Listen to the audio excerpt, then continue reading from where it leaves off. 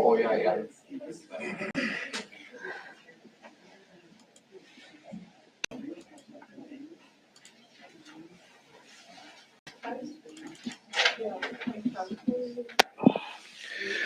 Okay, everybody, if you could turn your mics on, we'll get started. We'll call the meeting to order with the Pledge of Allegiance.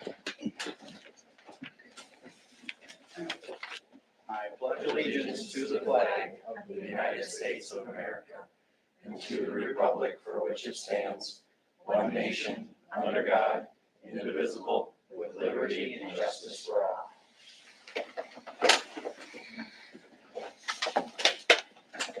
Okay, if the clerk could please take the roll. Ben Bush, Present. Nicole Holt, Present. Neil Klein. Here. Brad Lux, Present. Harvey Mackey, Present. Ron Petrie. Here. Mike Stein. Here. Okay, the clerk will note we do have a quorum with 7 members present. The next item on the agenda is the approval of the agenda. I'll make a motion to approve the agenda. Thank you, Van. I'll second. Thanks, Nicole. We have a motion and a second to approve the agenda. All those in favor say aye. Aye. Aye. Opposed, say no. Motion carries. All right, next item on the agenda is the consent agenda. So if everybody's had a chance to review that, we can entertain discussion or a motion to approve. I will make a motion to approve the consent agenda. Thank you, Arvid. I'll second. Thanks, Neil. We have a motion and a second to approve the consent agenda. All those in favor say aye. Aye. Opposed, say no. Motion carries. Next item on the agenda is number 4, public input and ideas, limit 5 minutes per speaker. So the floor is open. If anybody wishes to address the board, just please come to the center podium, make sure that the microphone is on so we can hear you, and tell us your name and address before you begin speaking.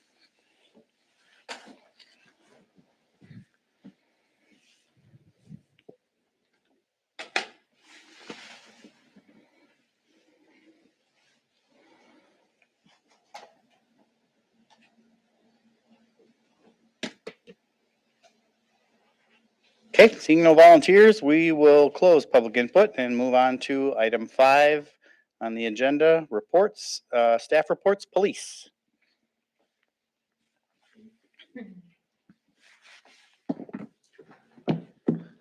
Hello, everybody. Hey, Jay. Okay, Jay. All right, so August, we generated 293 calls for service, compiled 60 incident reports and 7 traffic crash reports. Our officers made 3 arrests and made 1 criminal referral. We initiated 40 traffic stops and issued 16 municipal citations. Our police administrative assistant processed 16 requests for records and background checks in August as well. Some of the types of calls which we responded to, we did several assist other agency calls, including medical within the village, where our officers were the first on scene and provided CPR to a non-responsive patient. Had multiple vehicle lockouts, death investigation involving an apparent overdose, which we're currently investigating, multiple juvenile-related calls, and 2 financial crime incidents that are also under investigation. Other things to note regarding patrol investigations, Officer Rabin responded to 2 separate domestic abuse incidents in 1 shift, which resulted in 2 separate arrests. So just kind of interesting. You get those busy shifts every once in a while. We also participated in a drug interdiction effort coordinated by the St. Croix Valley Drug Task Force. Happy to say that Osceola PD was the only agency to locate methamphetamine following a traffic stop. So. We also assisted St. Croix Falls PD with taking a crash report when they, following a pursuit that they were involved in. 2 squad cars were damaged. That was 2 separate crashes. And seeing as how all the other area agencies were involved, Osceola PD was the only one available to do that. So we're happy to help them in that respect. We also took a report of a residential burglary in the Gateway Meadows neighborhood. That incident is also still under investigation. Just taking this time, we made a post on Facebook, but just remind everyone that, Osceola is very safe, but basic crime prevention tips should be followed. Lock your doors at night, keep your valuables out of sight, stuff like that. Because with that incident, we believe it was an opportunity motivated crime. So otherwise, administrative side of things, our enforcement of the nuisance ordinance seems to be bearing fruit. The old Osceola Medical Center have recently installed security fencing. That has shown to have a pretty significant impact. I recall, I think we've had one complaint with trespassing, and following the fence, it's been a significant decrease. Also, the property owner on 10th Avenue has made significant improvements to their property, and we'll continue to monitor and issue citations as needed. So Osceola PD also hosted an active shooter response training at the Osceola Intermediate School.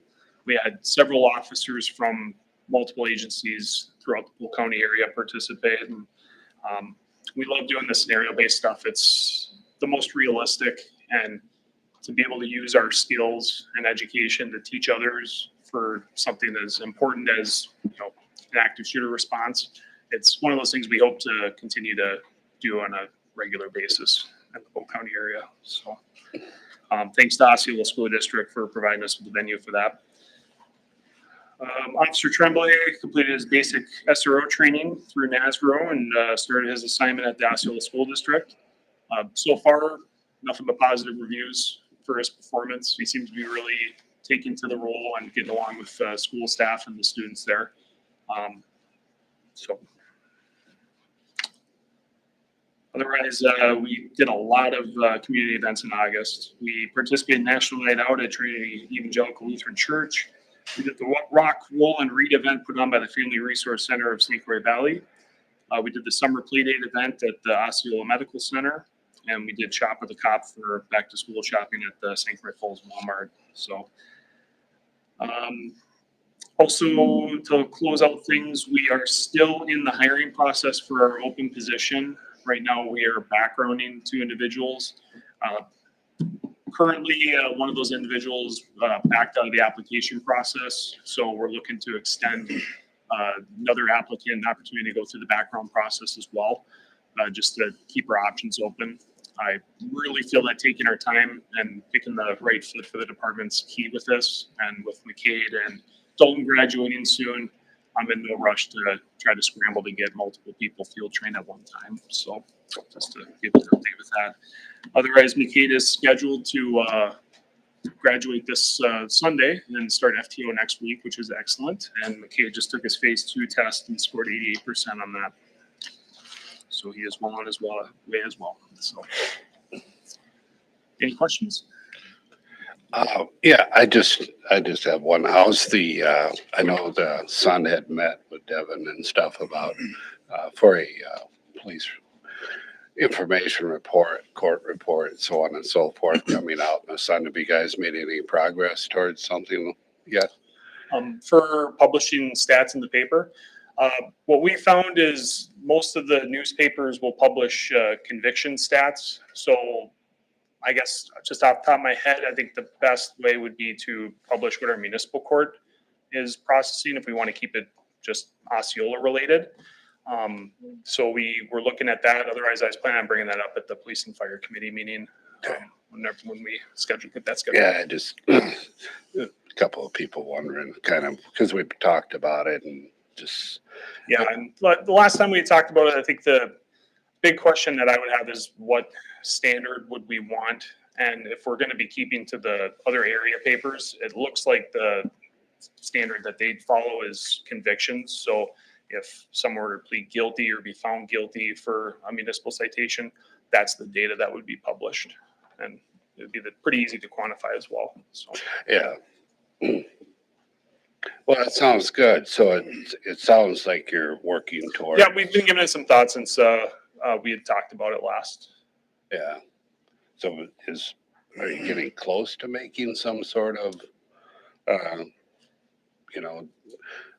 final decisions besides before the police meeting? I guess the big issue would be, this would mostly be a court issue. So it would be up to the municipal court to come up with what is to be printed in the paper. And then once we figure out how often we want to do it, whether that's following municipal court where they have the convictions done, or if we want to do it at the end of the month. That would probably be up to Jen, who would want to figure out when to compile that. Otherwise, We haven't gotten that far yet. we haven't gotten that far yet. So, Okay. All right, that's all. I'm just gonna add that you guys, looks like the police department had a busy month, a lot going on, so. Yeah. We Good job. really didn't have much time to discuss that. He was out of the office a lot. Good job. yeah, no problem. Any other questions? Thanks, guys. Thank you. Thank you. Okay, next up, Public Works. Evening, everyone. Hey, Todd. Yeah, so rural and suburban right-of-way areas were cut for the second time, utilizing our skid steer and 6-foot mower attachment. Ultimately trying during the month of August with vacations and our seasonals back to school. Trying to get as much done in the way of beautification of the village of Osceola as we can for all of this last weekend's events. We continued our updated sign program across the village of Osceola. Things are coming along nicely, and we're getting to the point soon where we can start putting things on 7-year cycles, so that'll be good. Department focused on our detention and retention stormwater areas. If you notice, maybe a lot of trees, maybe shrubs, bushes, things like that growing in those retention, detention, stormwater areas. That's what we'll be looking forward to cutting from probably here all the way into December and throughout the winter.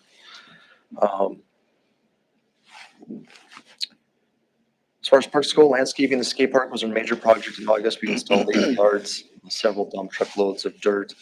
We planted several trees. Progress will continue in September. Cleaning and repairing park spaces was also at the top of our list and taking up a significant amount of time. We're very busy, which is nice to see. Continued progress at Cascade Falls in the way of the trails and mostly the construction site in clearing things. I don't know if anyone's seen it lately, but much greater visibility and things look good. Submitted an MWP grant for playground. We look forward to hearing back from MWP and seeing where we're at there. Environmental Services Division from the Polk County Health Service Department found some knotweed in one of our parks. I won't name it so that everybody just doesn't go and investigate, but it's an invasive species enough that sort of red flag Environmental Services Department. It's not the only knotweed in the village of Osceola. The rest of it is in spotty places on private land, but we're doing everything I can to work with the environmental department of Polk County. We've cut it all down. We treat it with glyphosate, and it's just going to be something that we just have to deal with probably twice annually for about 5 years until we can sort of decimate it. Kind of just takes everything over and kind of snuffs out native species. So we'll get rid of it. But what is it? It's a knotweed. It's not the Japanese type. Japanese knotweed is known as really, really bad. There's just a standard knotweed, and just an invasive that has a really heavy root structure, almost blankets the ground underneath the ground. It's hard to get rid of, and it kind of just spreads fast and hard. Does it kill everything or what's the problem? Takes over and creates its own path Really? in the form of a blanket. Yep. Wow. Trying to think of something similar. It's worse than buckthorn. Just as bad as buckthorn. We don't get any phone calls from Polk County for And the sheep buckthorn. and the sheep don't eat it. Yeah, the goats That is a problem. apparently don't care for the knotweed. From a building maintenance standpoint, we washed buildings, bathrooms, restrooms, the exteriors, scrubbed, weed control, minor painting and staining some areas, bug control. Ants are out of control this year. I don't know if anybody else has that issue. We have ants burrowing everywhere, and just general maintenance. Had a very good weekend. We only had one complaint, and that was fruit trees. And no one likes the fruit trees on Cascade. We ensured we swept half a dozen times up until the parade, but them pears, nobody wants to make jam out of them anymore or anything. I don't want them. I had the money, I'd cut them down and get something else because we hear about it. Oh, boy, Any questions? no. For the knotweed, I know that you can burn sites. Is that something that we could do there? I don't know where it is or anything, but Potentially, we're gonna start by cutting it appropriately, during the appropriate time of the season, which is now, and treating it with glyphosate. We might go, because it's a smaller space, we might try to tarp it as well, try to snuff it out with tarps as well, so. We should get rid of it. We won't have a problem. We got glyphosate. When does street parking end where you have to start thinking about plowing and stuff? So in accordance with our signage and our village code, on-street parking is November 15th to April 15th. So we got another month and a half or so. We do. And in that time, as I mentioned with the whole sign thing, we did get some more we're starting to, as some areas continue to grow and more developments occur, we're noticing some things. We're gonna get some more signage up this year, just kind of letting the public know that those are the restrictions for November 15th to April 15th.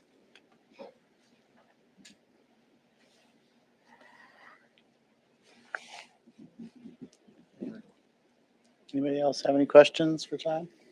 I'll just share a comment. You guys did some good work this weekend, keeping up with all the requests. Thank So, you. Yeah. Thank you. Appreciate that.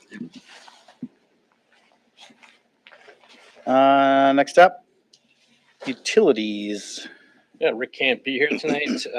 Big moments, big items for them were finishing replacing the remaining meter change out that they've been working on all summer long. With this is becoming a big project in the fact that they have to transfer over some new numbers into the software. So now we have to import things from the monitoring software, the billing software, and Jen and Rick are working, putting a lot of hours into that to make sure everything's talking and that the billing will go smoothly once we switch over to these new meters. So they're all dealing with that, and it seems like everything is, for the most part, working really well. I know him and Tanya are working through some audit numbers for the utilities. And then we're currently doing PFAS sampling that's required for the wastewater treatment plant. So far as a community, we've been lucky. There's been no PFAS, and we hope to continue that results here with we find out in a few months.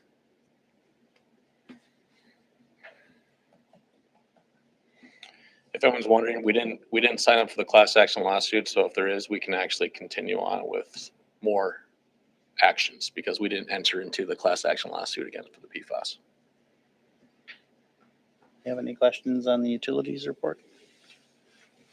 Okay, next up, library.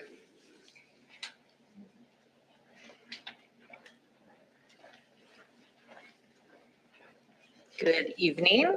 And So a huge weight was lifted off of our shoulders when the Polk County Board unanimously voted to approve the resolution to continue the Polk County funding at 95% at their August board meeting. And I believe that the county board voted this way due to the large number of phone calls, emails, and conversations from library supporters that the supervisors received in the weeks leading up to this meeting. In addition to the support the municipalities such as yourselves gave to us with the resolution you passed. In August, we circulated 3,433 items. We had 210 computer uses, 1,529 ebook checkouts, and we had 30 new patrons in August. We added 161 new items to our collection in August, and I finished weeding the adult fiction and nonfiction collection and now have a list of nonfiction that will need replacement and updated materials. In August, we wrapped up another successful summer learning program, and we had book bingo and a drawing for the grand prizes. We had 191 children signed up for the program, and they read 1,817 hours. And we had a total attendance of 478 people at the 12 events that were specific to the summer learning program. And I really want to thank the Osceola businesses for the financial support that they give us for the summer learning program. Without that support, we would not be able to provide the quality programming that we do all summer long.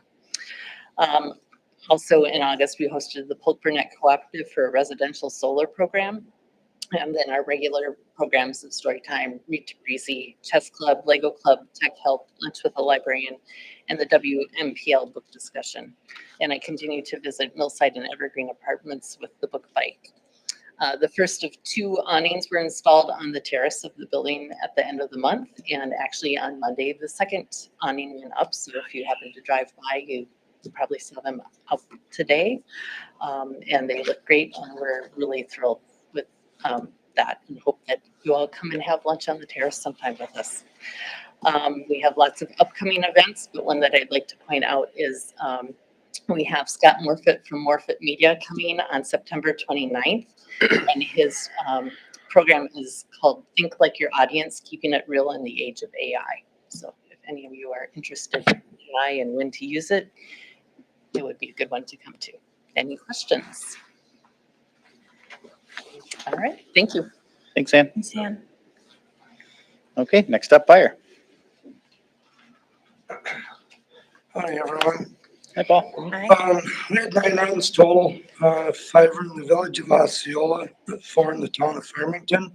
The run breakdown was 4 medical lift assists, 1 vehicle fire, 1 debris fire, 1 dumpster fire, a smell of gas, and 1 alarm. Our training for August was foam operations and a driving course. Upcoming trainings, we just did scene size up, if you've seen us running around town the other night. And we're going to be doing SCBA airbags at the end of the month.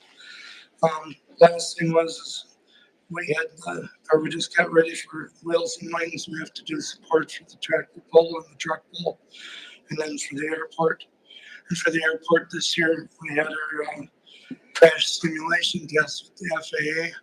We staged at both ends of the runway, and then they time us. They run something out for a target like a lawnmower or whatever, and we have to go to that, and we have to do it within a minute. And I was proud of my guys because they did it within 35 seconds. So we were on scene and that. So that was real good. So pilots were real happy with that. So because for their insurance, we have to do the test. Any questions? We all square on hangar certifications now, finally, inspections. Yep, everything is done and gas meters are all covered. Perfect. So What's foam operations? I just don't know what that is. okay, so we have 5 of our vehicles that are set up for foam. So if we have a fire in a hangar, in an airplane, house, whatever, we practice setting it up, and some of the trucks are actually set up with it on. Other ones we have to hook up some things in the hoses to hook up, but we're trying to make more foam capability on all our trucks so that it just extinguishes it.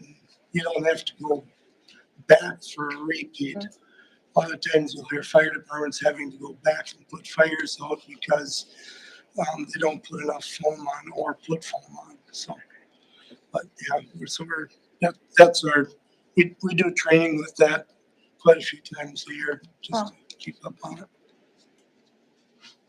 Okay. And thank you again for your help with the weekend, for sure.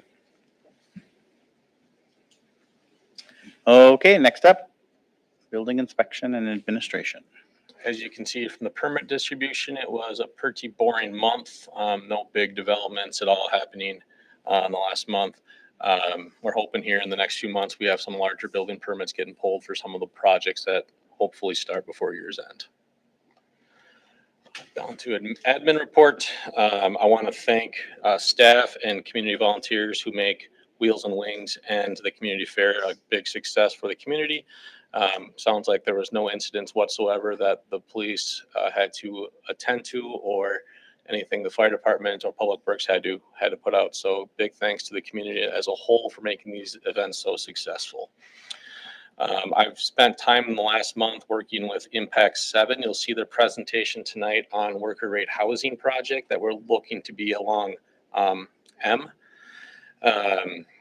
We are still working with Ridge Road development. We're hoping that C.E. Werzer will buy the other 2 lots to the east of Ridge Road, since Caleb C. has since pulled out of his development. So there's an opportunity that those lots can now be sold to a different person that's willing to develop the site too.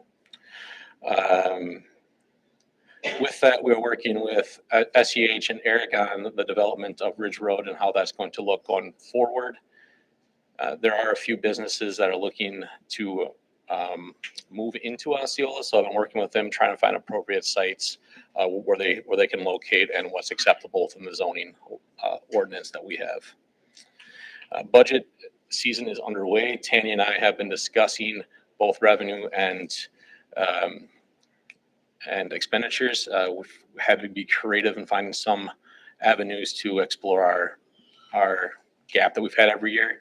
We're looking to set up a workshop sometime later this month to give you an introductory kind of what's going on and where we're at.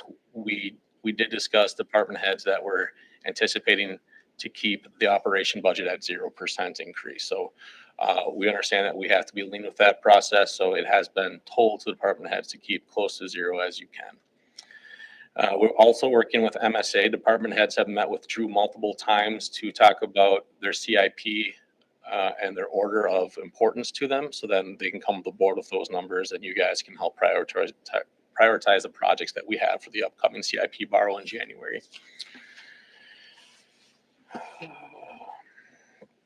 I'm getting my computers mixed up. Other than that, I think you've heard majority from the staff regarding the rest of the updates. We have a meeting later this month on the stormwater kickoff meeting for the utility. We're hoping that would be done by year's end so we can get that going for time for monthly billing come new year. And any questions regarding any of this report? Do we have any more updates on that old hospital? No new updates at this time. So they didn't show up for the court hearing, so they get the fine of $187, right? Yep. Okay, is that a continued fine then, since it hasn't been rectified yet? We asked for the safety fence and that was put up. So at this point, we have stopped the fence. That doesn't really meet the nuisance requirement. So have you heard any more about permitting? They'll have to have a permit before they raise the building. Because there isn't any current permits active. No.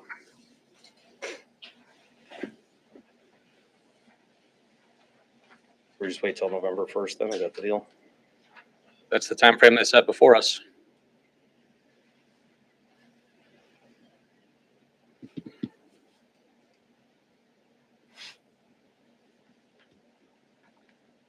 All right, if nobody else has anything for that report, we will move on.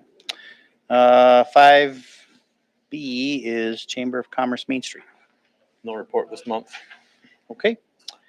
Moving to item 6 on the agenda, which is public hearing portion of our meeting to discuss and receive comments on a zoning application to rezone 2 separate parcels, 165-587 and 165-593-250 from residential 311, multifamily residential, industrial to B2 highway commercial.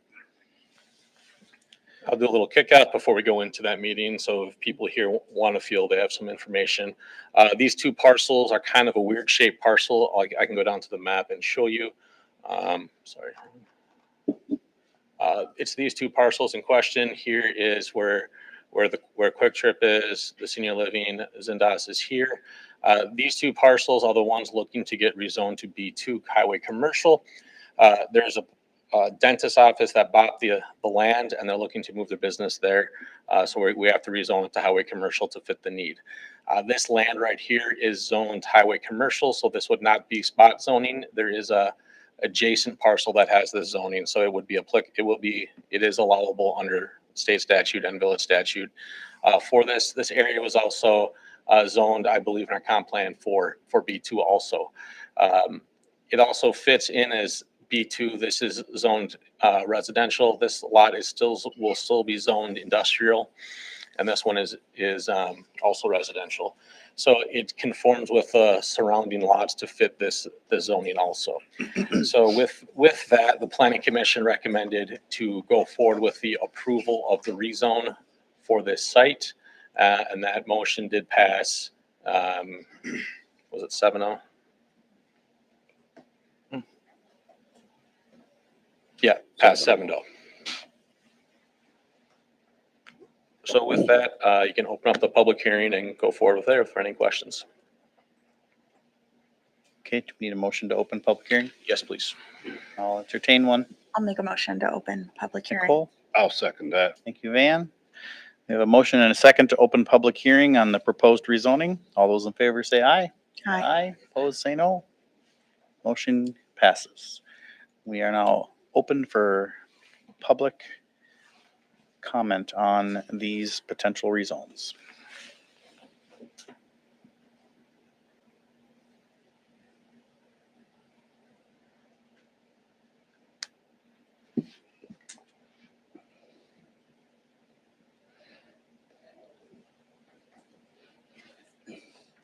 Does not appear that there's anybody that's looking to speak in the public hearing portion of this, so I will entertain a motion to close the public hearing.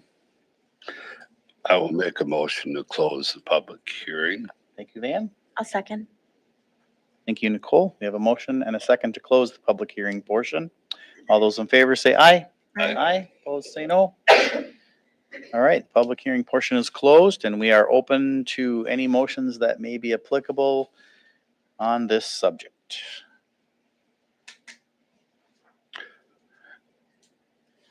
I will make a motion to approve both parcel 165-00587-0000 and also parcel number 165-00593-0250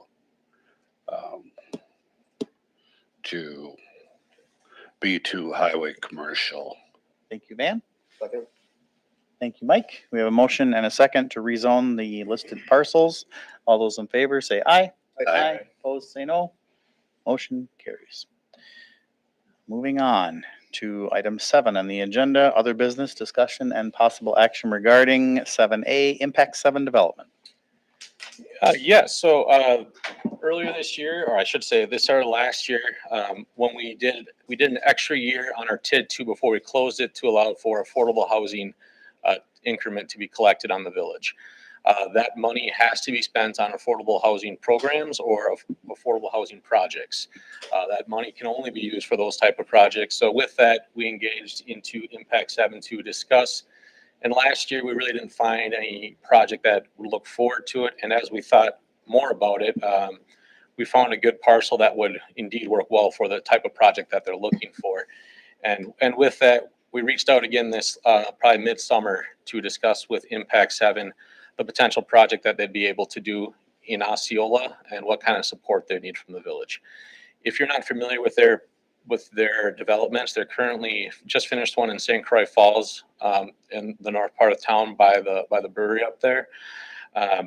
Impact 7 is here tonight to discuss what they're planning on doing, their mission, and how they go about it. And with that, I'll turn it over to Carol here to discuss. Good evening. Would it be okay if I sat? I have an ankle injury. That's fine. Yep. Thank you. So I'm Carol Keene. I'm the Vice President of Real Estate Development with Impact 7. We're a nonprofit developer located in Rice Lake. We've been around for 55 years. We have about 80 employees, and we do not only affordable housing development, workforce, some market rate housing. We also have a business development lending arm where we do loans to small businesses in targeted areas, and then pre-development lending.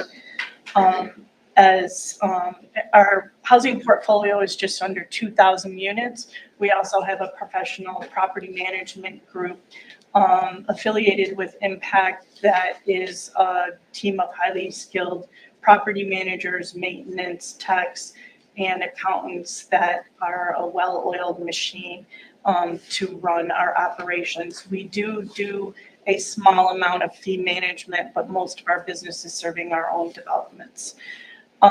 Currently, as Devin mentioned, we just opened a 40 unit in St. Croix Falls, Wisconsin. It's a cottage style development, affordable workforce community. We partnered with Northwood Technical College. Within the community building will be classroom space leased by Northwood Tech that would provide manufacturing training classes. We also developed the property with appropriate access in the parking lot where they'll be able to bring their mobile welding units and other mobile training units so people can actually take the classes for welding within the building, go out in the parking lot and learn how to weld, as it has 6 units. So we're really excited and proud of this development. And we have a similar development to the one we just opened in St. Croix under construction right now in Hurley and Hayward. And have a 67 unit family development under construction in Stevens Point. So we're very active. What we're proposing is something similar in the community of Osceola, bringing partnering the project with the Affordable Housing Tax Credit Program. Our proposal, we have currently obtained site control. We provided a test fit of a 52 unit. It's a very rough layout. There's nothing, solidified as far as building design. We're just here basically to discuss the use of the TIF dollars. Our process would be to apply for the WIDA tax credit program the first week of December. It's a 2-phase process. We have a very good track record for awards. We would know a firm application of acceptance in March. Then we would be notified of an official award in May. And then it takes anywhere from 6 months to a year, depending on cost of funds and cost of materials, to close the development. And usually start to finish, it's 1-year construction. St. Croix Falls actually went out pretty quick, even though there was quite a bit of challenges with the winter, but we use panelized construction. So once the foundation's in, it goes very quickly, and we start leasing about 3 months after we break ground. So it's, even though a year seems like a long time, it's before you know it, once we break ground, we're in the community and leasing the units. And so I'd be happy to answer any questions about the work that we do or the communities that we manage. And I do want to say one thing too. We really started investigating this as I was meeting with owners of businesses in the industrial park, that it's hard for a lot of the workers to afford market rate housing. And this is one area that they were really hoping the village could help them out, make sure that we could facilitate housing for their workers who are making less than average incomes, and still allowing them a place to live in the area so they don't have to commute from Star Prairie or further out east, so they can live in Osceola where they work. And one of the things we did to address that situation is in Hayward, we purchased the land from the hospital. And the hospital really wanted to make sure that their workers who would qualify, who were currently driving 35 miles each way, would have priority. And so we do have that priority in place for the hospital workers, so they know anytime there's a vacancy, they know when the waiting list opens. And we did the same thing in the community of Hurley, because they wanted to make sure that the residents of Iron County had top priority. So we set a preference on when we start the lease up in Hurley, that those in the community will have preference over those that are currently residing.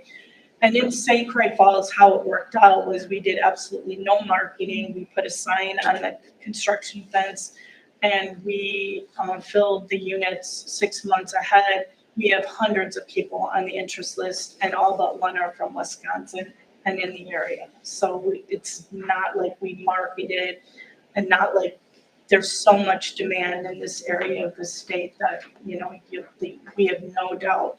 And we've talked to our market study people. They said however many you build, they will be filled.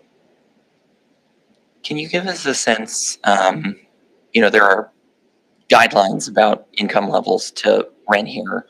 Can you put, and I think it's 80% of Polk County's median income is that threshold. Yes. Can you put that into kind of an annual income perspective for us? Like how much, what does that mean? What kind of rents would you be looking at, just to kind of help us understand? I'm putting you on the spot, but Yeah, that's okay. So the rent range, we serve anywhere from 30% to 80%. We would have 1, 2, and 3 bedroom units. The majority of the units are targeted at 60%. And for a household of 4, I believe that's around $75,000. And for a 2-bedroom apartment, you're looking at probably about $1,000 to $1,100 right now, based on the program requirements. So.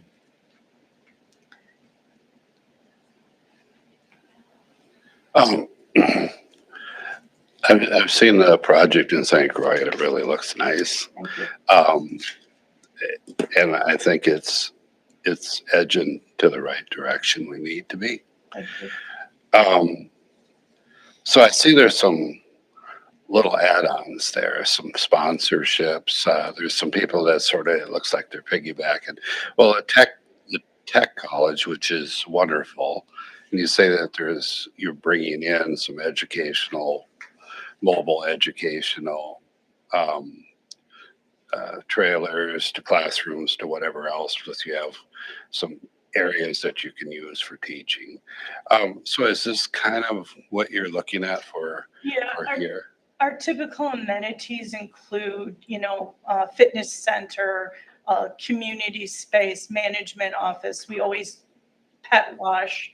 And oftentimes we have a meeting space or classroom, conference room, or whatever. That's pretty much standard in our the amenities that we provide.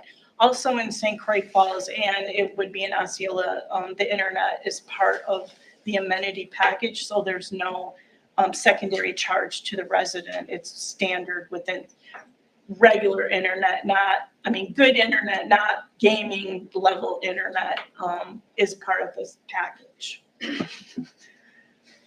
So, are they in school? I guess I'm not quite sure. Are they in classes at the time, or do they have to be employed at a certain place at the time in order to qualify to be there, or how does that work?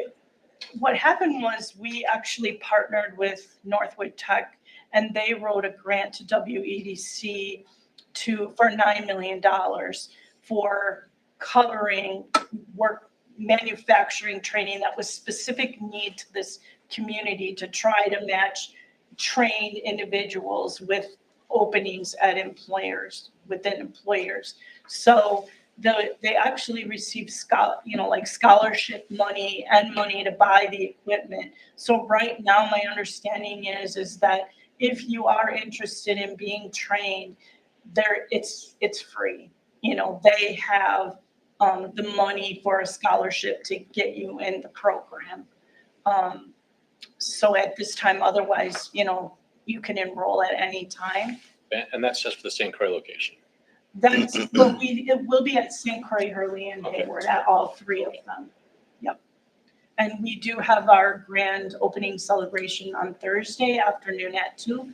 All of the equipment will be there. If you're available, we'd love to have you. All the instructors will be there, and they can tell you all the details on that. Is there an intent to add that onto this property? We have reached out to Northwood Tech to say we'll build classrooms. We love the partnership. The president of Northwood Tech is also on the Impact 7 board. So obviously we have a very close relationship. So that would be something we would definitely ask of them, because we love the partnership. It very well could happen then. That would be great. I can tell you, for someone, I've worked for more than 35 years in the housing community, and I've never done a project where we've had a classroom within it. And I'm so excited to have that, because it's a great win-win. So maybe just to reiterate, we're just looking to get approval tonight for the Funding? The TIF. Yeah. And what comes of it later is all up for discussion still Yeah, through the there'd be a appropriate channels. site plan and all that Yep. jazz, yeah. And I appreciate you raising that because the agreement specifically calls out that providing this TIF support does not require then that, it doesn't lock us into approving whatever comes later, that we still exercise all of those decisions as they come to us. I'm gonna hope that it'll follow 80 units or whatever that number is. What's the total? 52. 52, 52. 80 surface stalls. Yeah, I was looking for Again, this numbers was and just a test fit from an architect to kind of give us an idea so we could start running numbers. And the memo leading into this resolution indicates a dollar amount available, and then the resolution itself is blank. Yes, the reason is that is the amount, the full amount we have to dedicate to this project, or any affordable housing project. That is the amount that we have. The blank was left in there because it's your discretion of how much you want to give to them. And that's why the resolution has not inserted a number to it. Would there be any reason why we wouldn't use currently available dollars? No, because like I said, these monies have to be used for affordable housing, or infrastructure to affordable housing. And, we have a project that is potentially sitting right in front of us. Why wouldn't we give the full amount to them? it works up to be just under $7,000 a unit, I think, if my math was right, which seems really reasonable as a Agreed. TIF. I just want to say, I think I'm going to make it to the event in St. Croix Falls to tour it. And I think that this is the kind of stuff that can really help people and begin trying to make progress on an issue that we've talked about on this board a lot. So as far as stating where I am on it, I'm in full support. I think we give them the whole amount and we tell them to run and come back to us when they get a full plan and we'll talk about it at that point. That motion at second. Can I turn that into a Well motion? said. You made a motion. You want So a motion? moved. You want a motion for the $360,945? Yes, $945. so moved. Seconded. Okay, did anybody else have any other questions they wanted to ask about this before that motion was so eagerly made? Okay. He pushed me to. I was trying to give room, It was a but question. We have a motion by Neil and a second by Mike to authorize the allocation of $360,945 from the affordable housing increment available as a TIF. Is there any discussion on the motion? All those in favor say aye. Aye. Opposed, say no. Motion carries. I'll be there Thursday too. Okay.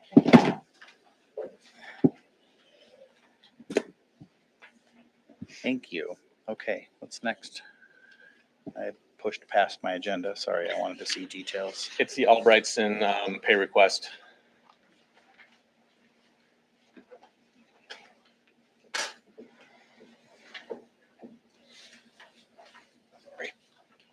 Bear with me. Sorry. So we are at 7B, final payment request for 2025 pulverize and pave project, Albrightson. So we're finally ready to wrap this up. I think as I alluded to last month, as we withheld some more money back on our second payment to Albrightson, we had an excellent top-notch product. What they did was they came in too early to do the restoration part, creating some damages. So we created a punch list to ensure that they came back and fixed them. So they decided to show up on the 4th and 5th, last Thursday and Friday, to get this done. Those damages occurred by them during the restoration process, bringing in a tractor with a blade, heavy trucks, making some ruts, making some damages. So while I haven't had a chance quite yet to do the final walkthrough with them, I was able to, during our very busy Thursday and Friday, getting ready for all of our events, to check up on their progress and to make sure that all of the punch list items were fixed. And I think we have them completed. So I would recommend at this time in paying the final payment. And we will write that check after we complete tomorrow's punch list item final review. That's the amount we see there, 13,090 and was it 39 cents? 94 cents? 34 cents. Yep. Okay, I'll entertain a motion to authorize that payment. I'll make that motion. Thanks, Ron. I'll second. Thank you, Nicole. We have a motion and a second to authorize the final payment request. All those in favor say aye. Aye. Aye. Opposed, say no. Motion carries. Thank you. Thanks, Todd. Okay, item 7C, Heritage Committee Introduction and Update. Hello, good evening. Hello. So we're here representing the Heritage Committee. There's a number of folks present who've been involved in some of the informal discussions that this committee has held over the last couple of years since it was created in October of 2023. We're a small group of people in the Osceola area who've been meeting regularly since the Heritage Committee was created in October of 2023. Some people have come intermittently, but are also here tonight. So raise your hand if you've come to any of our discussions over the past couple of years. So part of why we haven't done more is we were kind of waiting to see from the board, like, okay, what do you want us to do, and not just go run off and do something. But we've had some really fruitful discussions about how to engage the community in creating signage, public art, other public information about our town. And actually, we were this past weekend, we were at the community fair. We had a little booth that they graciously granted us a little bit close to the line. And we just did like kind of a little listening project and had people tell us or write down their Osceola stories with the idea of just starting to get a pulse for like, how does this community want to tell our stories, right? We want to do things that are reflective of what's meaningful to people. So that was like our starting point. It's really important to us to be engaging as broad a swath of the community as we can as we're doing this. So we're excited to help create informative signage and other public education to help residents and visitors learn about the history and contemporary life of Osceola. So the village board administrator have been asking for our meetings and minutes and stuff like that. So we're on track now. We know what we need to do. A lot of us are new to this stuff, so we kind of know now, like, okay, we have to send our minutes and our agendas to Carrie. So thank you, Carrie. But we've had some kind of informal conversations with a couple members of the board and the village administrator, and we've been asked for our support in creating signage for the new stairs by Cascade Falls. So that would be kind of our first official project. And we've been told that there are other potential future projects such as wayfinding signs and collaborations with the Historical Society. But we're kind of just trying to start with this bite-sized like thing that we know that this is a good group of people to do it. So we had Carrie include in your packet a number of questions for you. I've been told that you probably won't answer them now, so I don't know if you want me to read them or not, but our main goal in asking you these questions is to get a little bit more clarity on the committee itself, because I think as we start to do our work and engage a little more with the public, more people may come and want to join the committee, and we want a little clarity around, like, you know, sort of, do you want to set any parameters around who can be on it or not? Like, as we start to get into situations where we're like, okay, we're talking with vendors about what the signs are going to be made out of. We're talking with, I keep forgetting his name from MSA, Drew. Yeah. You know, talking with, you know, local experts and historians, that kind of thing. Like, at a certain point, we're going to need to make proposals and move forward with them. And so we want a structure that will allow us to do that in a way that really like engages the community as much as possible, but then we don't get caught up at the last minute with a bunch of people jumping in and going, oh, I'm going to vote down your motion.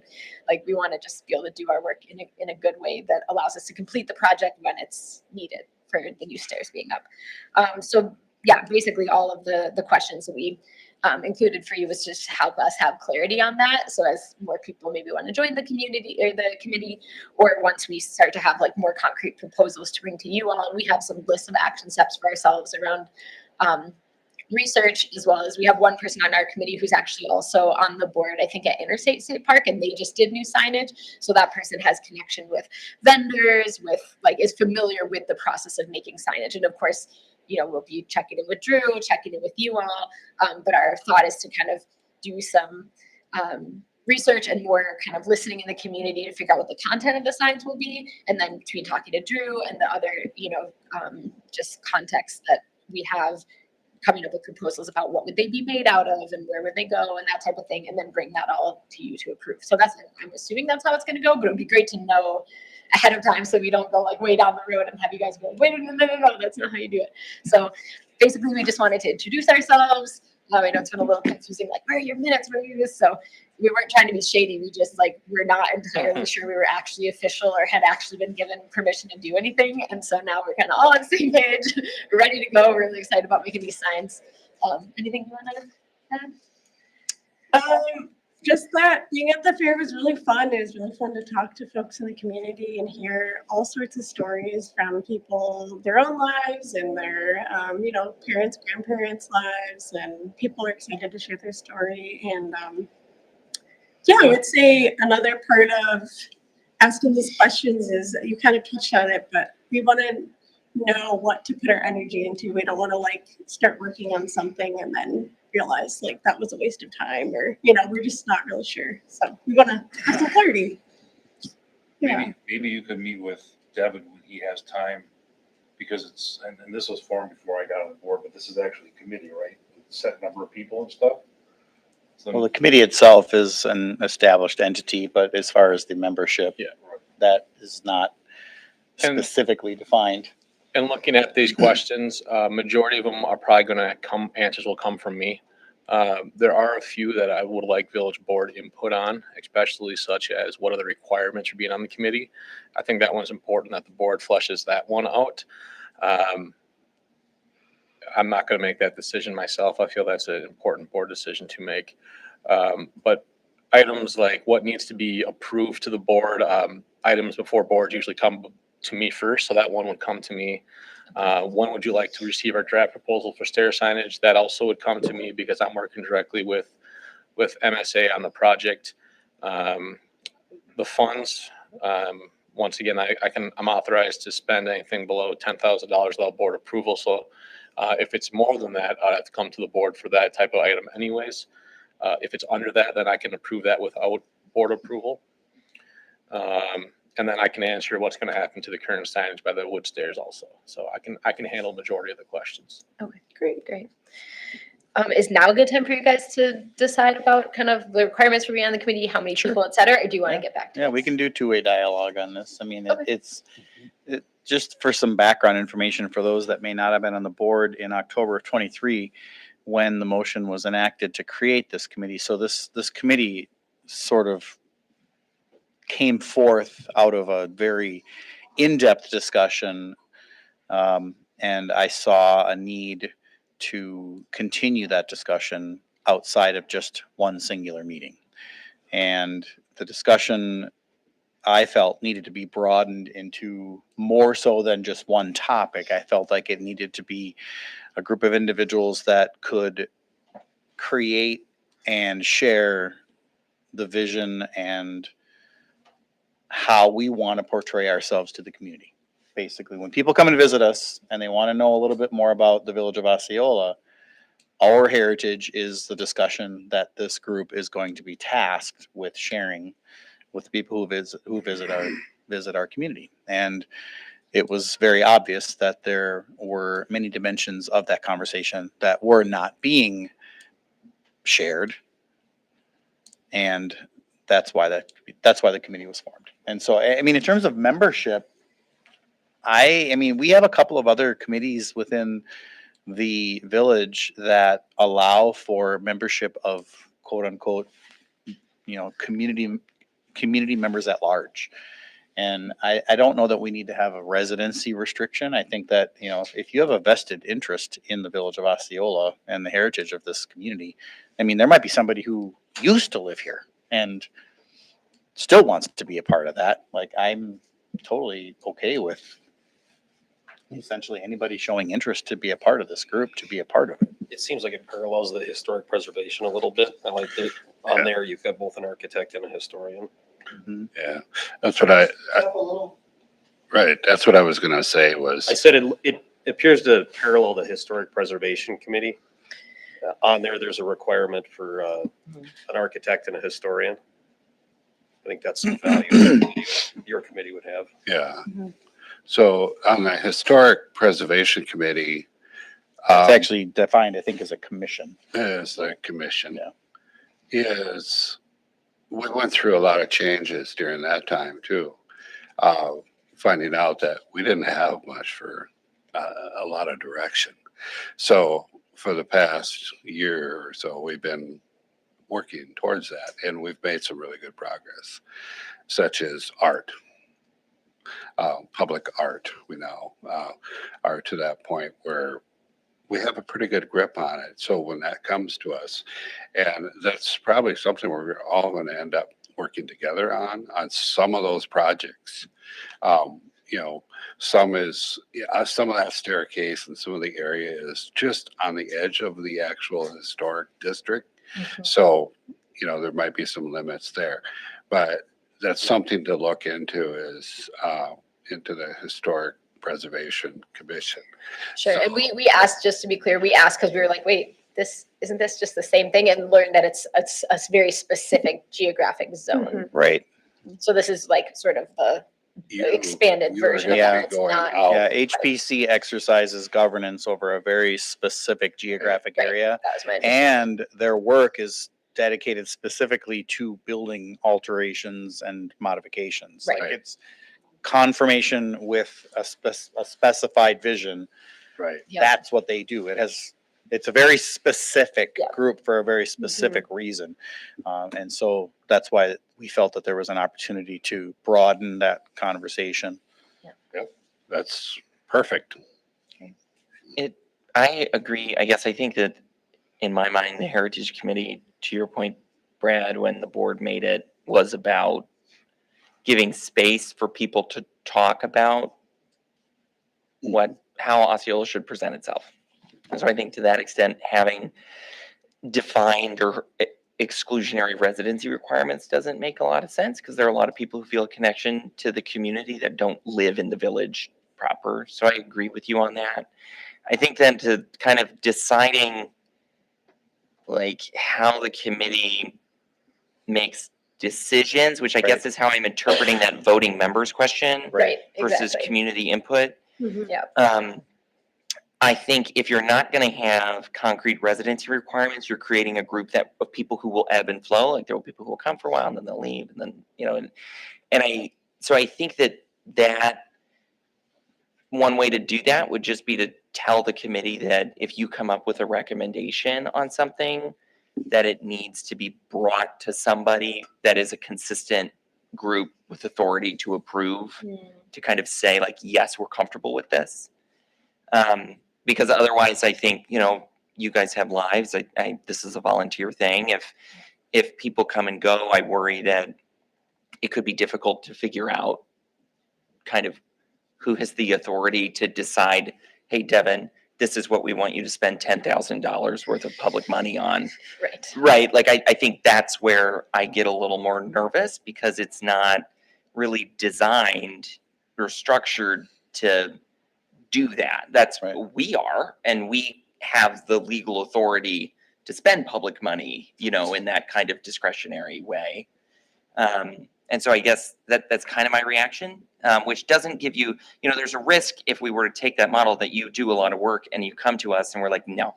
Right. But I think that that's just a function of, that's just your reality that it's possible that you could do stuff that doesn't make it as far as you'd like it to. But I also think that will cause you to do really good work and to listen to a bunch of people and come, as you did today, with a highly rational explanation for like how we got, to this point. And this is all the work we've done and we're seeking your approval for this. And here's everybody that's been involved. I guess that's what worries me is if there was an informal group that went to Devin and Devin just did what that informal group did. It kind of circumvents a little bit of the governance that we do. And that structure could be built in.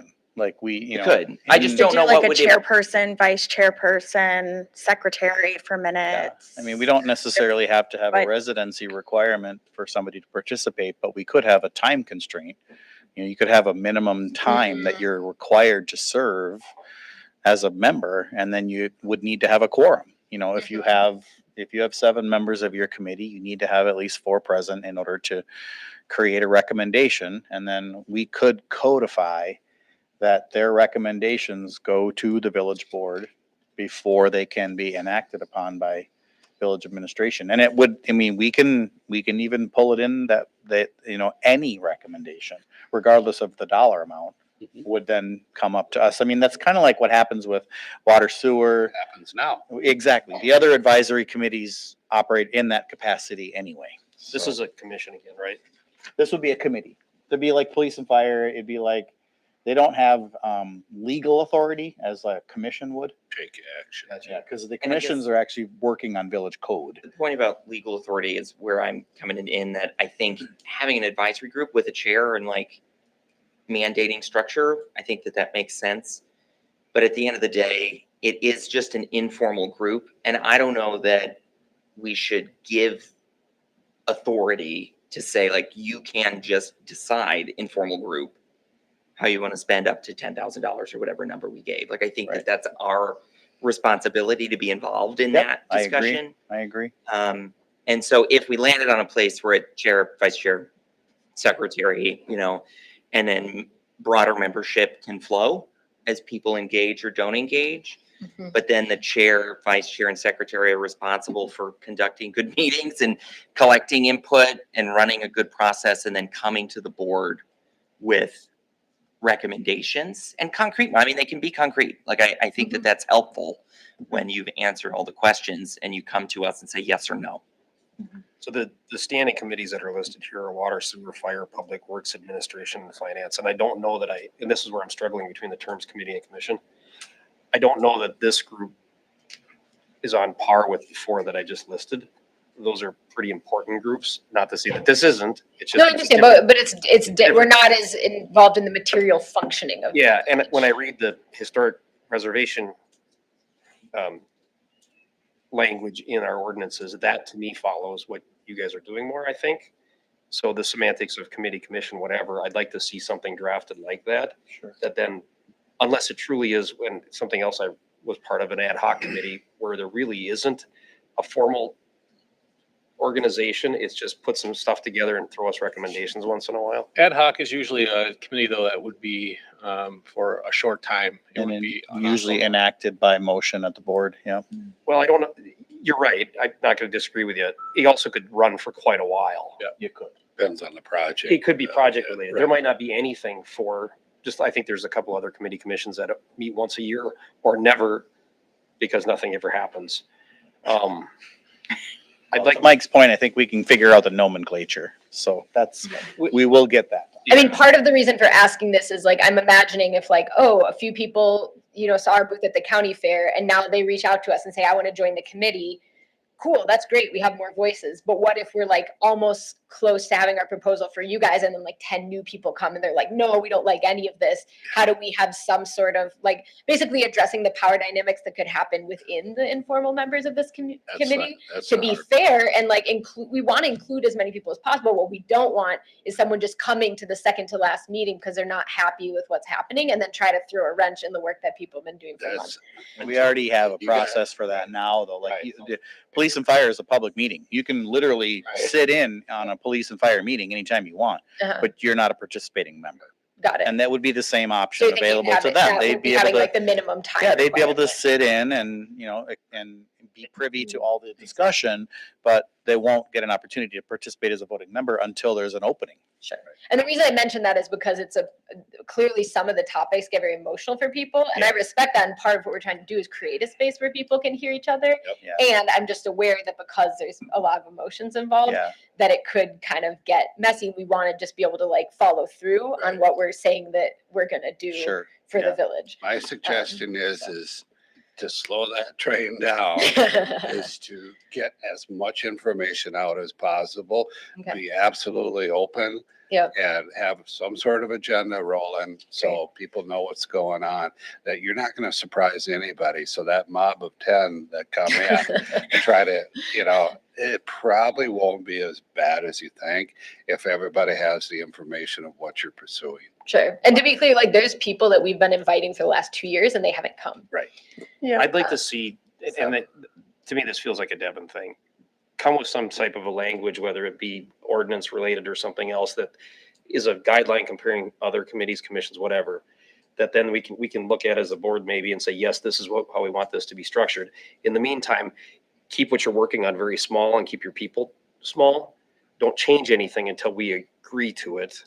Sure. Yeah, I did promise you bylaws at one point, but as I've been thinking about this, I've had a hard time kind of conceptualizing the makeup of it. I've been realizing it more as a steering committee than anything, giving direction to do something.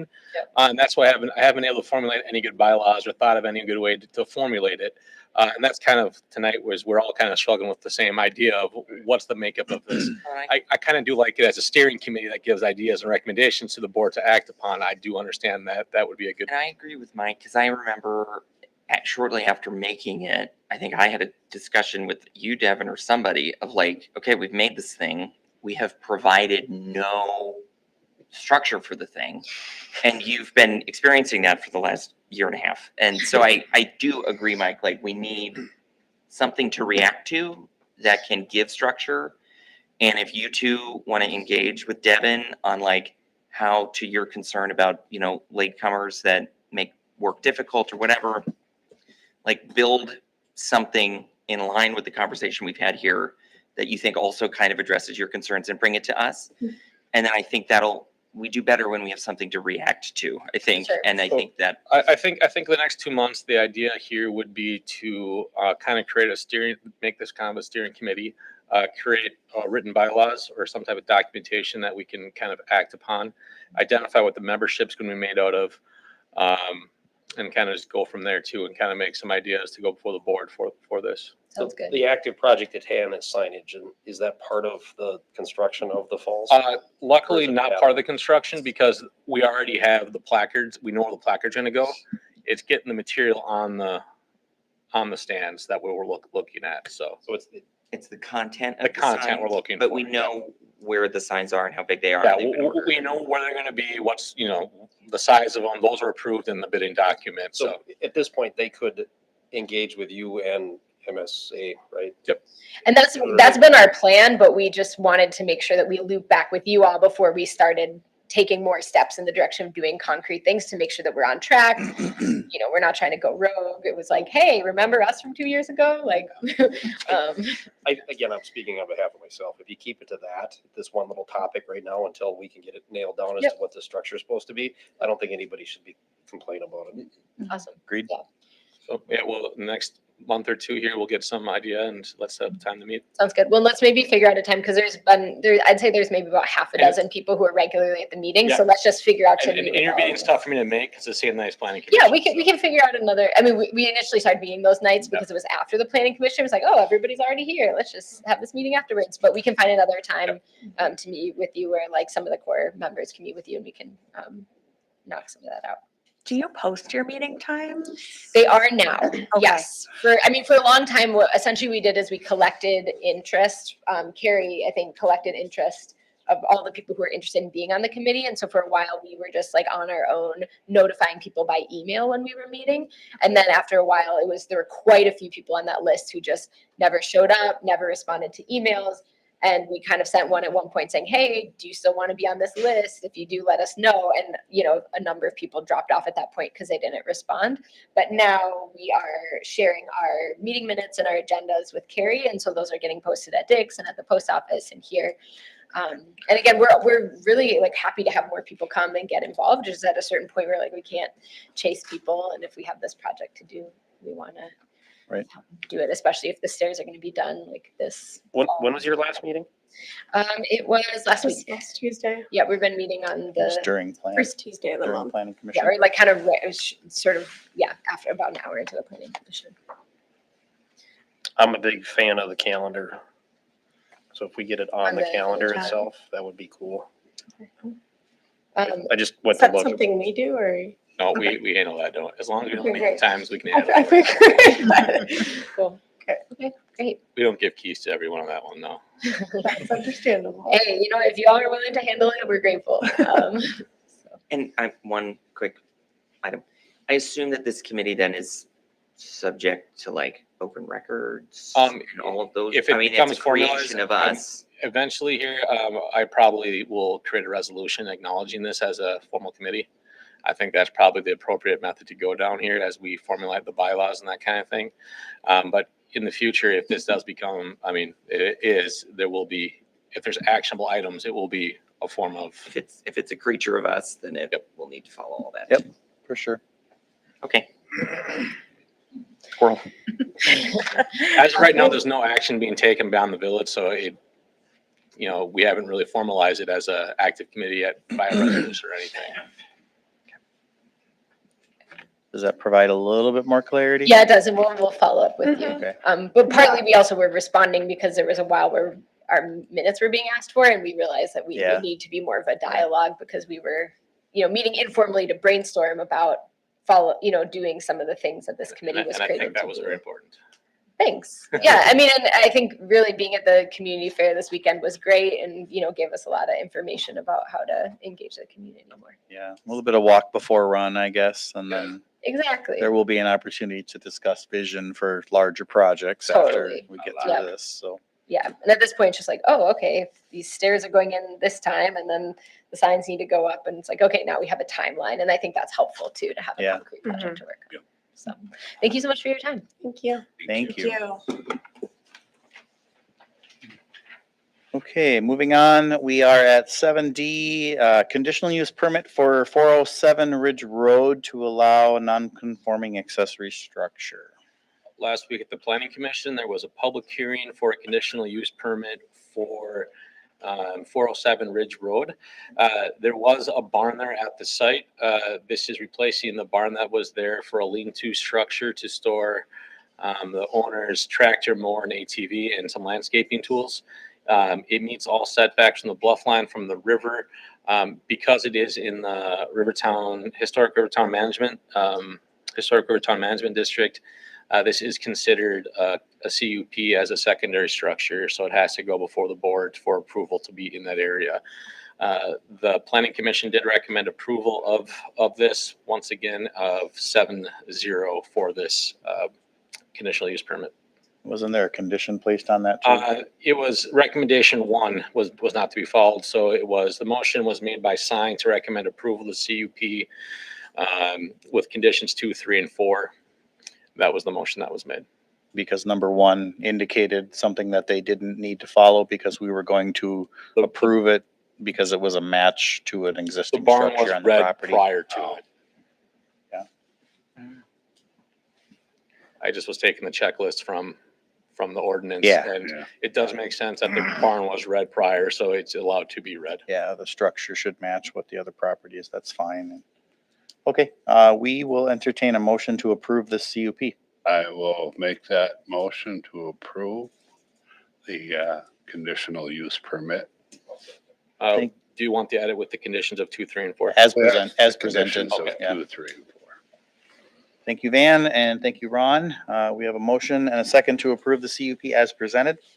All those in favor say aye. Aye. Aye, opposed say no. Motion carries. Moving on, 7E, Dolan Realty Site Plan for the Telecommunications Tower in Oki Park. Eric, you want to talk about this one? All right, good evening. This is a 100-foot monopole proposed just outside of Oki Park by what's been referenced to as the old bus garage building. So just north of that. I don't know it as that, but that's what people kept calling it at the Plan Commission meeting. I'll open the map here for them so they can understand. Yeah, thank you. Yeah, so this is proposed by Dolan Realty Advisors that they will construct and then lease space. Their immediate tenant that wants a space is Verizon, but there'd be space for other tenants as well.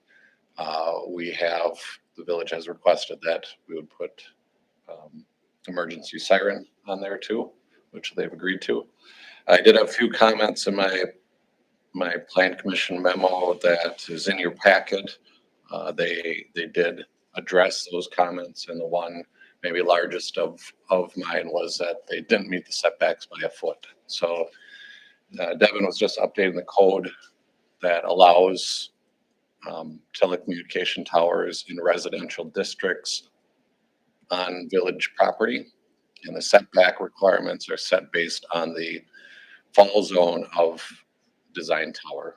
And the design tower's fall zone is less than 30 feet per the design engineers, and they were short that by a foot in what they presented. They updated their site plan. They do meet the setbacks of the ordinance. And Plan Commission did recommend approval. Contingent that the extension of the utilities, electric and communication follow the existing easement. And that the site plan be updated to meet the setback requirements. And there'd be one more step too, that we need to have a conditional use permit, public hearing on this too. That would probably have to do a special meeting for later this month on. There was some discussion about contacting the adjacent homeowner. That's Oh. something that can be done too. For the public hearing, I'll make sure I send the memo out to the adjacent landowners. Yeah, I mean, to Mike's point, during planning commission, there's some pretty drastic tree trimming that'll need to be done, so. Anytime there's a significant conditional use permit that will impact surrounding sites, I try to mail the CUP date out to the owners. Okay. Is there board action required on this tonight, or is it just a discussion then? You can recommend the CUP for it, but there still needs to be a hearing for it. You could do site plan approval. Yeah. Recommend approval of a site plan. Pending the conditional use permit, I suppose.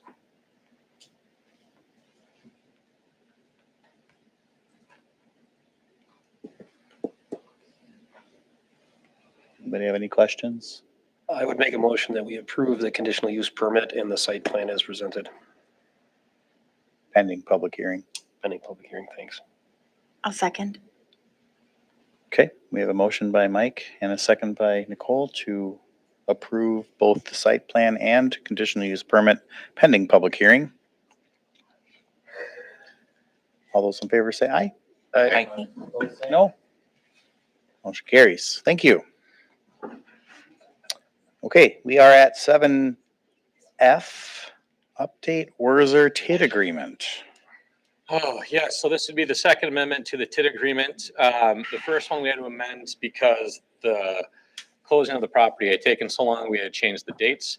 Part of the reason it took so long for closing was they had to get a soil sample company up here to take soil samples of the site.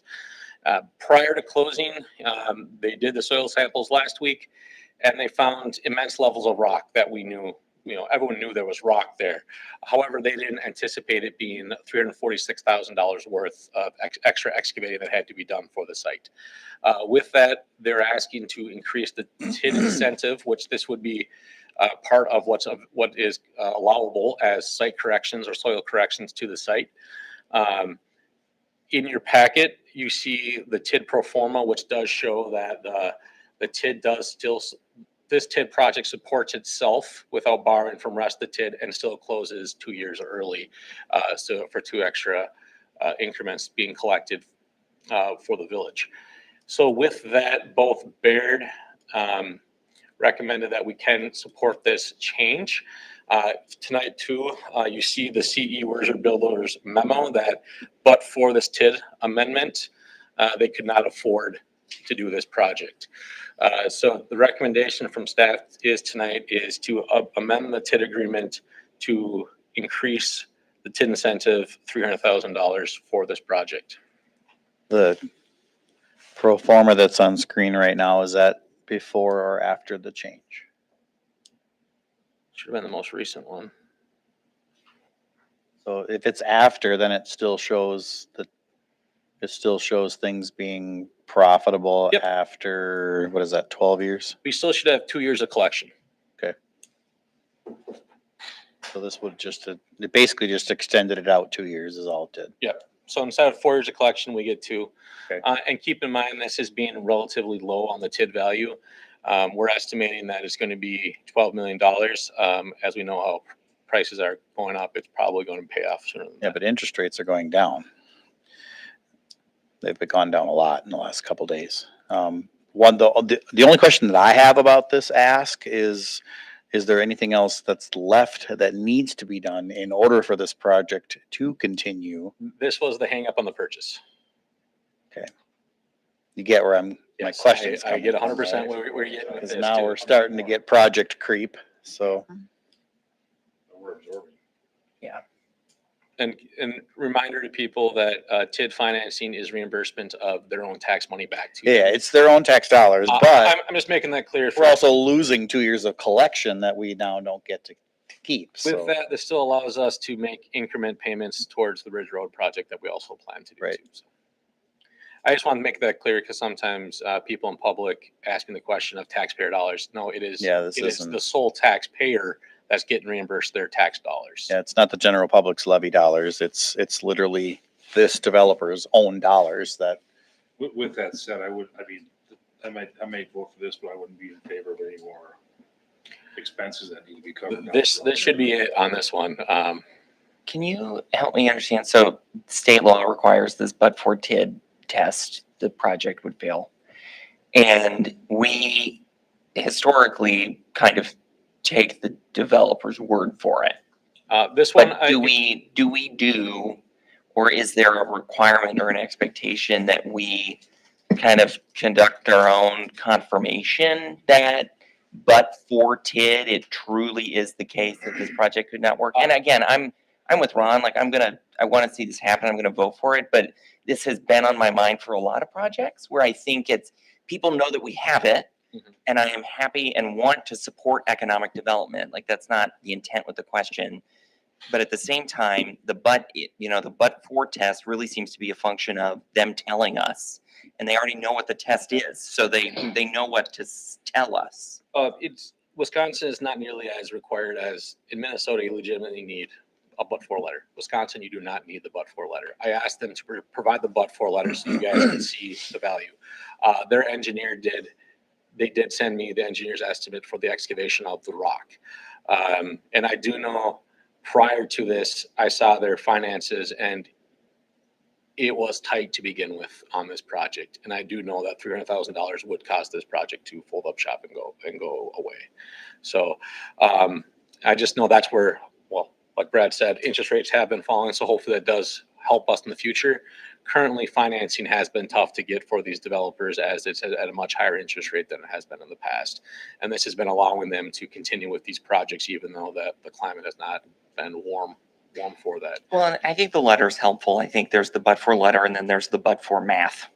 And I guess I'm kind of beginning to feel stronger about wanting to really plumb the depths of the math. And again, not because I don't want to support, I genuinely want to support development, but I think we are in a case where a lot of new development is going into TIDs. And so it makes it difficult for us to realize those tax, that tax increment in our general budget where we need it, and truly, if the project is not going to happen unless there's TID, I'm all for it. And I'm going to continue being for it. But I think we get a lot of folks who come in the door and they say, I want to do this. And I know you have TID. So what can we work out? Which isn't the intent, I guess. Does Baird review other things like that engineer's estimate to see if it's legit? They wouldn't know what to do with that engineer estimate. I would have to. If they were looking at any of the. I would have to bring it to Eric to make sure that's appropriate. the input monies, is that what you're talking about? Like Just the whole project cost thing. Like, is that a Baird or is that a Eric? yeah, Baird would do the analysis, but they're not going to ask for substantiation of the inputs.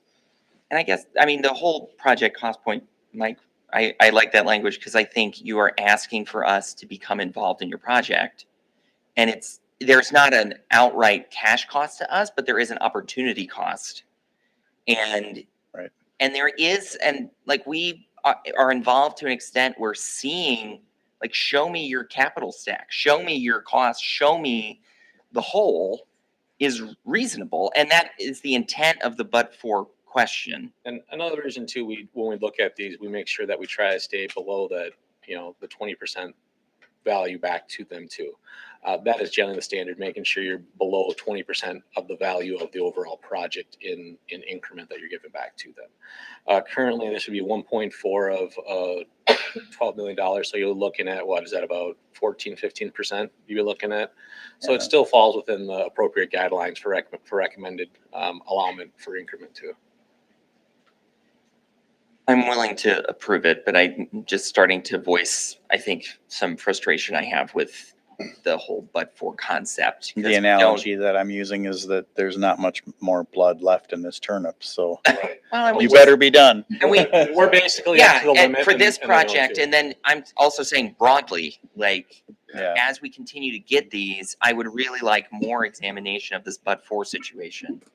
Because it is public money in a, again, not a cash outlay, but, Well, sometimes you just don't know what you don't know, though. Right. Like, and that can, and you hit rock and here we Yeah, are. I mean, yeah. it happens too. So anyway, I'm done now. I will entertain a motion to approve the update to the TID.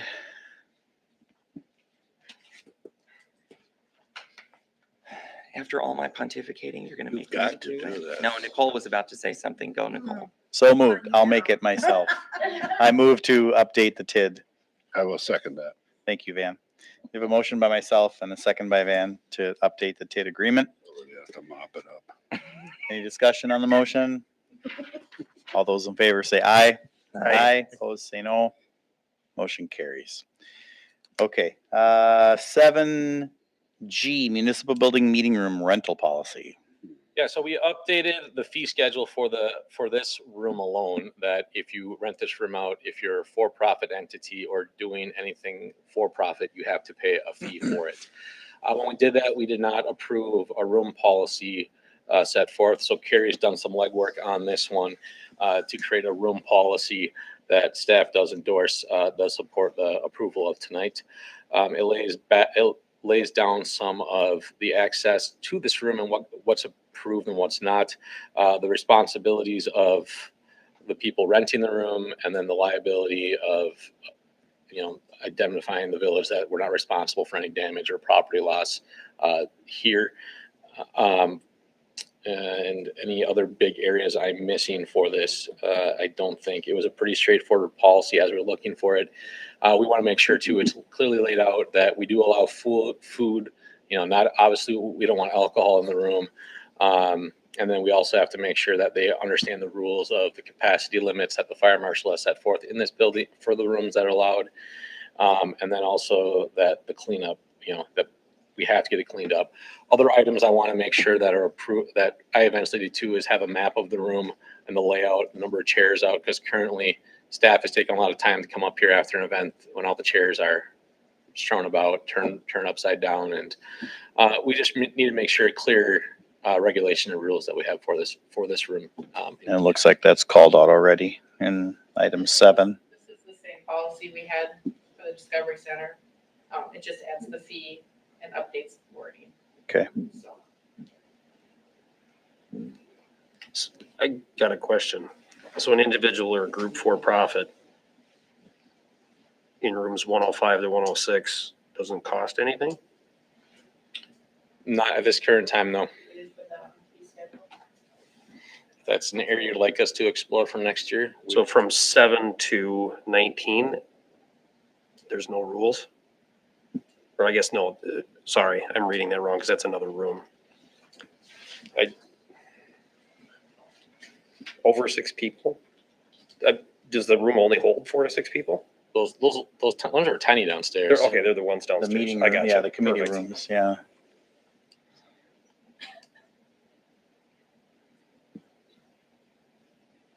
So really the only fee is this room for over 20 people.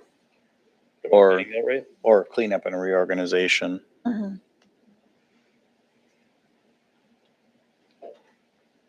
How often does it get rented now? How often do we see somebody that wants to use it? It's probably once, I'd say almost once a week. Yeah, maybe 4 times a month. I mean. Are there a lot of for-profit people doing it, or is it mostly? Um, I mean, I know I've done it for like work. Quick family-friendly work trips here frequently. They're big time users of it. Vending Yeah. branches. Those are the two big users of this room. But what is a nonprofit? They just don't pay a fee? So refundable deposit.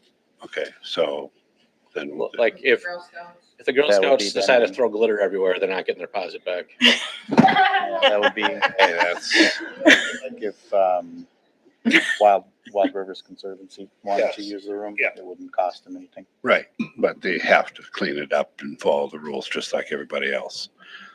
know. Does the room at the end of the hall not apply to this? We just recently added that to rentable rooms, so it is not on the fee schedule yet. Okay, So that, but is it gonna, that's, come New Year, that's the decision we're gonna have to make of how we access that room. We just met with the senior, that was, Which one was that? Let's see here. Senior kitchen. the senior And room meeting room. itself. We met with them earlier this midsummer and discussed that the village is able to use that room for events, but we still give priority to the seniors. Okay. Senior center users, yeah. How many people does Quick Trip or Bending Branches bring? It varies. Is it always over 20? Sometimes yes, sometimes no. Okay, I'm struggling with a gap here of under 20 people individual group. It just becomes a deposit? I think it means just the room can hold 20 plus people. Oh, Yeah. okay. That's all it's saying. It's the room It's a itself large which room. holds that many. Yes, Okay, that's all I thought it's maybe it was by person. We charge per head. Okay, Sign in. perfect. We're gonna The make more some, donuts, the more we're gonna expensive. make some money here. We've had what, 40 people in here for some of those. Okay, so it's the room itself. Yeah. It's pretty easy to hold 40. And you Yeah, said we- that this is just an update to an Yep. existing policy? Yeah, with the fee schedule, yep. I'll just throw in, as a nonprofit myself, we've used this room a couple times. It's very handy. Oh, yeah. There's not a lot of rooms where you can present information and hold a lot of people. So. You looking for a motion? Yes, Yeah, I please. think so. To To accept adopt the policy, yep. I'll make a motion to accept the policy. I'll second. I'm gonna give that one to Nicole. Give it. She was much, Yeah. I'm quick to just say, do it. And a second by Arvid. Any discussion on the motion? All those in favor say aye. Aye. Opposed, say no. Motion carries. We have reached the last item in number 7H, schedule the meeting for our CIP/budget discussion. Yes, we would like to have an introductory budget meeting and then also a CIP meeting for the end of the month. So either the last 2 weeks of September, I would like to get that in the calendar so we can go forward with that. It's hard to get 7 people in agreement on a time. Whether a Tuesday or a Thursday of the last 2 weeks would work best. Thursday's always better for me. So I guess we'd be looking at the 25th or the 2nd. I can't do the 25th. I'm at a conference. Time. 6. Or the 23rd, I guess, too. That'd be a 23rd, 25th, 30th, or the 2nd. Is that October or September? It'd be September 23rd, September 25th, September 30th, or October 2nd. I can't do the 23rd in September. Trying to find a calendar. Can you say those again, please? The 23rd, the 25th of September, and the 30th of September, or the 2nd of October. I'm out for the 30th. All right, sounds like October 2nd. Yeah. How's the, Yeah, how's the 2nd's second good. look?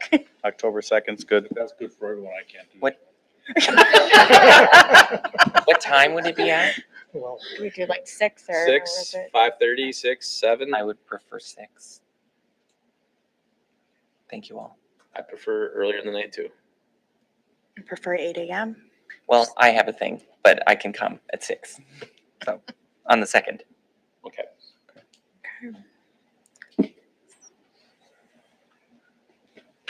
We got it. In this room. Yes, it'll be in this room, and then it's a workshop, at this time, planned to be a workshop meeting, which is still obviously open to the public. There's just Yeah. usually no action taken at workshop meetings. Okay. If there will be actions, we'll have a meeting beforehand and then close to go to a workshop afterwards.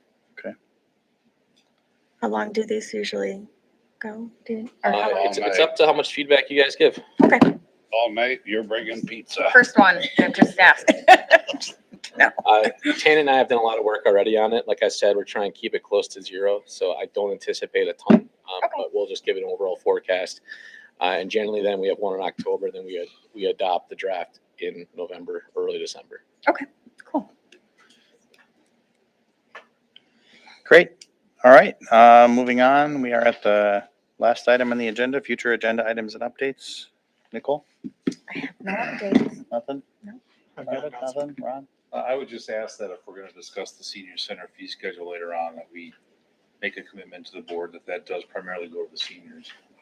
I know that we got that grant years ago, that was the intent for the senior center, there were some ideas that we could switch it and use it in the future, but I think there's a lot of support for the seniors to have that room primarily, I think we should keep it that way if we can. Yes, I agree. Dan? No, nothing for me. Mike? No. Neil? No. And I don't have anything myself. We will adjourn at 7:39. Thank you, everybody. The,